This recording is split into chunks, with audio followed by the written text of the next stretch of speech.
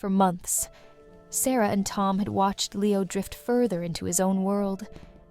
The laughter and milestones of other children were a sharp contrast to Leo's quiet, methodical ways. They wondered, what was holding him back? Why wasn't he speaking? The questions were endless, and the answers felt impossibly far away. It wasn't just the silence.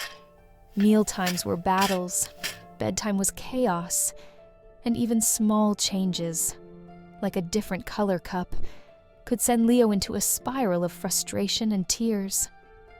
Sarah and Tom tried everything, but nothing seemed to work. That night, the weight of their struggles came crashing down. Sarah couldn't hold back her tears, and Tom couldn't hide his frustration. They loved Leo deeply, but they felt lost. Tom pauses his pacing and sits beside Sarah, gently holding her hand. They realized they couldn't do this alone. It was time to seek help, no matter how difficult the answers might be. The next morning, Sarah made the call.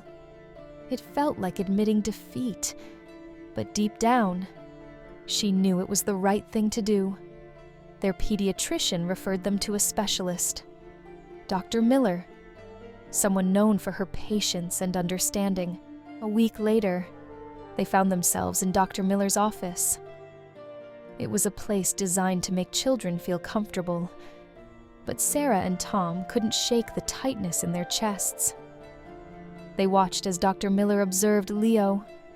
Her kind eyes focused on his every movement. Dr. Miller spent the next hour gently engaging with Leo, trying different toys and activities to gauge his responses.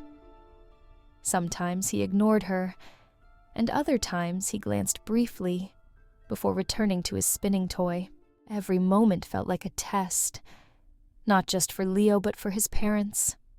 They couldn't help but wonder, what did she see? Was Leo failing these silent exams? Or was he showing her something they couldn't yet understand?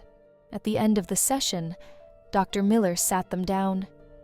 Her voice was calm, but her words carried a weight they weren't prepared for. She explained that Leo was on the autism spectrum.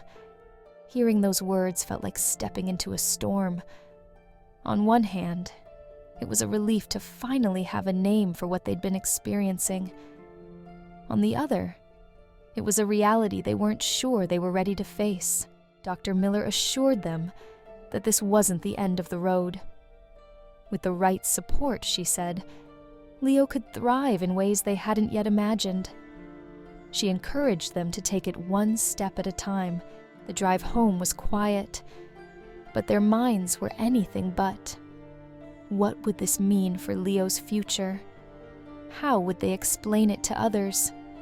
And most importantly, how would they help their son? At home, Sarah sits on the couch with the unopened folder in her lap. Tom enters the room, carrying 2 cups of tea. He sits beside her, and they sit in shared silence for a moment before Sarah places her hand on his. The weight of the diagnosis hung heavy in the air, but underneath it was something stronger. Love. Love for their son, love for each other, and a quiet determination to face whatever lay ahead. In the days that followed, Sarah and Tom began to see Leo's world differently. His silence wasn't emptiness. It was a language of patterns and rhythms, of small, beautiful details waiting to be understood. They realized that their journey wasn't about changing Leo. It was about learning to see the world through his eyes. Leo's diagnosis was just the beginning. Ahead lay challenges, breakthroughs, and moments of unexpected joy. Join us next time as Sarah and Tom begin to bridge the gap and unlock the language of pictures.